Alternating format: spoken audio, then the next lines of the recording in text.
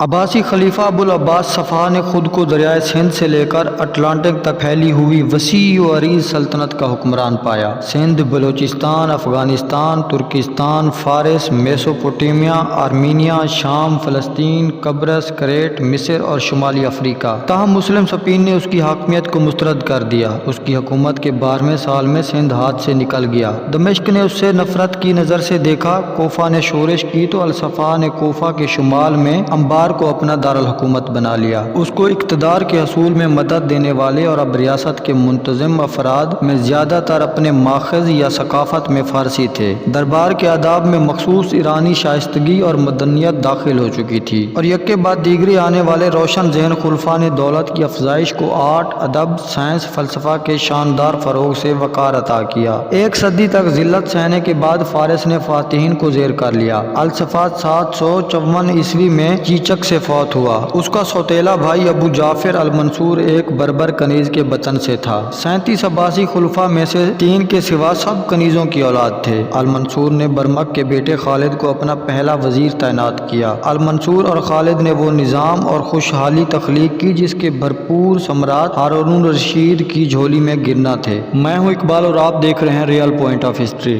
اگر ابھی تک آپ نے اس چینل کو سبسکرائب نہیں کیا تو کر لیں اور بیل آئیکن کو بھی پریس کر دیں تاکہ ہماری نئی آنے والی ویڈیوز کا نوٹیفیکیشن سب سے پہلے آپ تک پہنچے۔ المنصور 22 سال حکومت کر کے حج پر جاتے ہوئے فوت ہو گیا۔ اس کے بیٹے المہدی 775 تا 785 نے کھل کر دولت خرچ کی، شہروں کو خوبصورت بنایا، موسیقی اور ادب کو فروغ دیا۔ بازنطین نے موقع سے فائدہ اٹھا کر ایشیائے کوچک میں عربوں کو فتح کردہ علاقہ بازیاب کر لیا۔ المہدی نے اپنے بیٹے ہارون کو ایک فوج دے کر روانہ کیا کہ وقت سے منظوری پا چکی چوری کو واپس لے۔ ہارون نے یونانیوں کو واپس قسطنطنیہ دھکیلا اور دارالحکومت کو اس قدر ڈرایا کہ 784 میں ملکہ آرین نے ان شرائط پر صلح کر لی کہ وہ خلفاء کو سالانہ 70,000 دینار ادا کیا کرے گی۔ تب کے بعد سے المہدی نوجوان ہارون کو الرشید کہنے لگا۔ قبل ازیں اس نے اپنے ایک اور بیٹے کو ولی عہد نامزد کیا تھا۔ اب ہارون کی بہتر صلاحیت کو دیکھتے ہوئے اس نے الہادی سے کہا کہ اپنے چھوٹے بھائی کے حق میں دستبردار ہو جائے۔ مشرق میں ایک دستے کے سپہ سالار الہادی نے انکار کر دیا اور بغداد میں حاضر ہونے کا حکم نہ مانا۔ المہدی اور ہارون اسے پکڑنے کے لیے روانہ ہوئے، لیکن 43 سالہ المہدی راستے میں ہی مر گیا۔ برمکی یحییٰ بن خالد کے مشورے پر ہارون نے ہادی کو خلیفہ مان لیا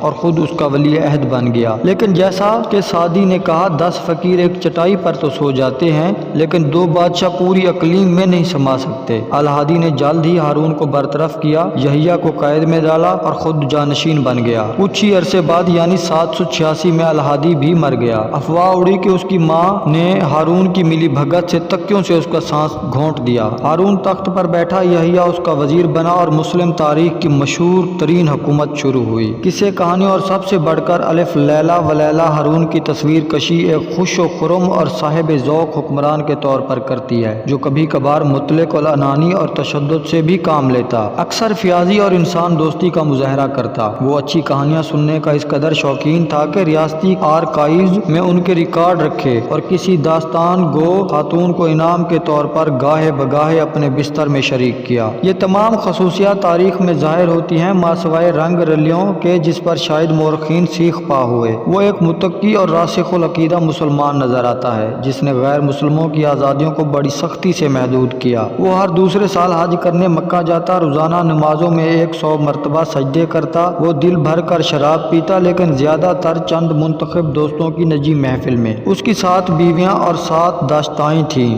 وہ 11 بیٹوں اور 14 بیٹیوں کا باپ بنا جو سبھی کنیزوں کے بطن سے ہوئے، ماں سوائے الامین کے جو شہزادی زبیدہ سے پیدا ہوا۔ ہارون اپنی ہر قسم کی دولت میں فیاض دل تھا۔ جب اس کا بیٹا المامون محل کی ایک خادمہ کے عشق میں گرفتار ہوا تو خلیفہ نے لڑکی اسے پیش کر دی اور بس اتنا کہا کہ چند اشعار لکھ کر اس کی قیمت ادا کرے۔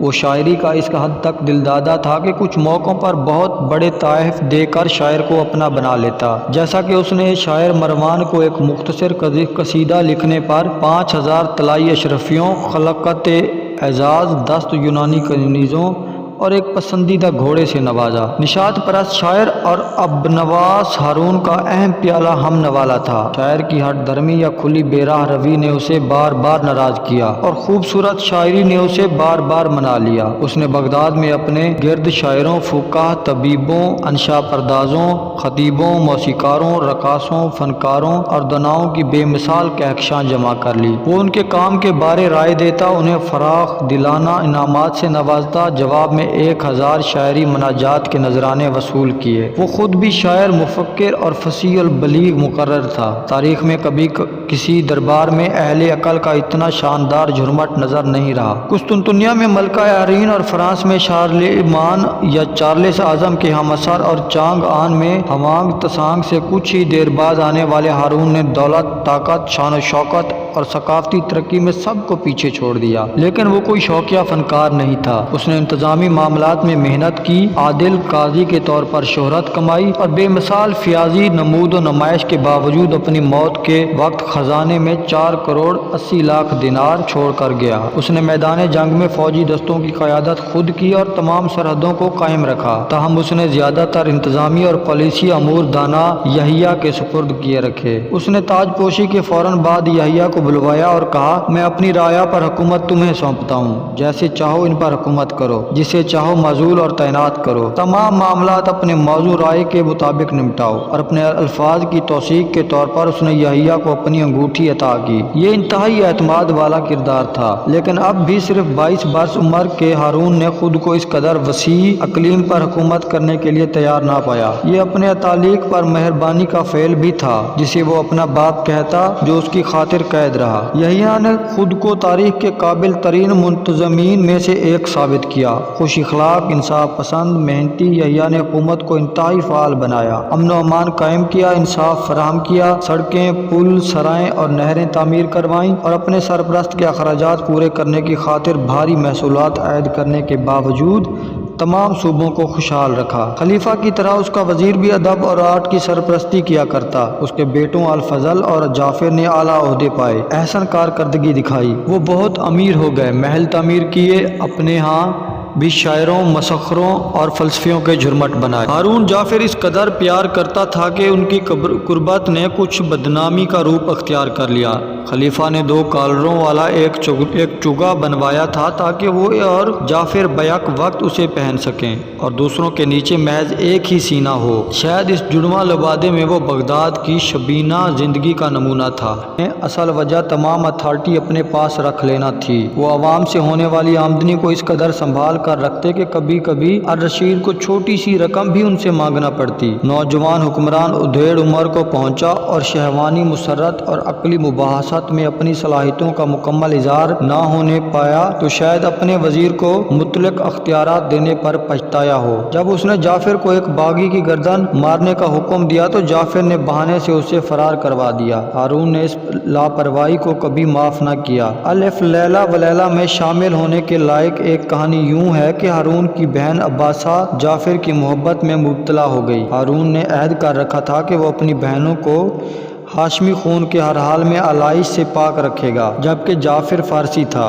خلیفہ نے انہیں اس شرط پر شادی کرنے کی اجازت دے دی کہ وہ ہمیشہ اس کی موجودگی میں ہی ملنے کا وعدہ کریں۔ محبوب اور محبوبہ نے وعدہ توڑ دیا۔ عباسہ جعفر کے 2 بیٹوں کی ماں بنی، جن کی پرورش مدینہ میں خفیہ طور پر کی گئی۔ ہارون کی بیوی زبیدہ کا معاملے کا علم ہوا تو ہارون کو اطلاع دی۔ خلیفہ نے شاہی جلاد مسرور کو حکم دیا کہ عباسہ کو ہلاک کر کے محل میں دفن کرے اور ان احکامات پر عمل درآمد کرانے کی نگرانی خود کی۔ پھر اس نے مسرور کو حکم دیا کہ جعفر کا سر قلم کر کے لائے، جس پر عمل ہوا۔ تب اس نے بچوں کو مدینہ سے منگوایا، خوبصورت لڑکوں سے بات چیت کی، انہیں لاڈ پیار کیا اور پھر مروا ڈالا۔ یحییٰ اور الفضل کو قید کر لیا۔ انہیں اپنے اہل خانہ اور خادم ساتھ رکھنے کی اجازت تھی، لیکن کبھی رہا نہ ہو پائے۔ یحییٰ اپنے بیٹے کے 2 سال بعد مر گیا، الفضل اپنے بھائی کے 5 سال بعد، برمکی خاندان کی تمام جائیدادیں جو 3 کروڑ دینار یا 14 کروڑ 25 لاکھ ڈالر تھیں وہ ساری ضبط کر لی گئیں۔ خود ہارون عرصہ تک زندہ نہ رہا۔ کچھ عرصہ دکھی اور پچھتاوے کا شکار رہنے کے باوجود اس نے جنگی کاوش کو خوش آمدید کہا۔ جب بازنطینی شہنشاہ نائسیفورس اول نے آئرن کی طے کردہ شرائط کے مطابق ادائیگی کرنے سے انکار کر دیا اور بے باک انداز میں قبل ازیں ادا کردہ خرچ واپس مانگا تو ہارون نے جواب دیا، بسم اللہ الرحمن الرحیم، امیر المومنین ہارون کی جانب سے ایک رومن کتے نائسیفورس کے نام، اے کافر ماں کے بیٹے، مجھے تمہارا خط مل گیا ہے۔ جواب، تم اپنے کانوں سے سننے کی بجائے آنکھوں سے دیکھو گے۔ سلام۔ وہ فوراً میدان میں نکلا اور الرقہ میں شمالی سرحد پر اپنی نئی اور اسٹریٹجک لحاظ سے اہم رہائش گاہ سے روانہ ہوا۔ اس نے ایشیا کوچک میں ایسی زوردار مہم جوئی کی کہ نائسیفورس جلد ہی خراج دوبارہ دینے پر راضی ہو گیا۔ اس نے ایک پیچیدہ آبی گھڑی اور ایک ہاتھی سمیت کچھ تحائف دے کر ایک وفد کو شارلمان کے پاس بھیجا۔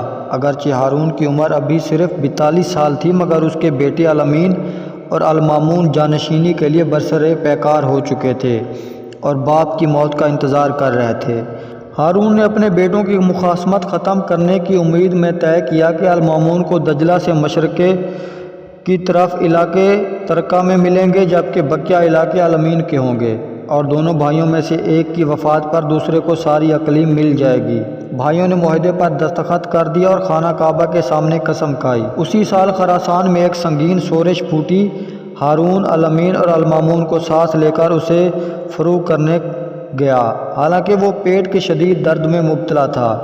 مشرق میں ایران میں طوس کے مقام پر وہ تکلیف مزید برداشت نہ کر پایا۔ وہ درد سے کراہ رہا تھا جب باغی رہنما بشین کو اس کے سامنے پیش کیا گیا۔ درد اور دکھ سے تقریباً دیوانہ ہو چکے ہارون نے حکم دیا کہ بشین کے ٹکڑے ٹکڑے کر دیے جائیں۔ اس نے سزا پر عمل دنامت ہوتے خود دیکھا۔ اگلے روز 45 سالہ ہارون الرشید کو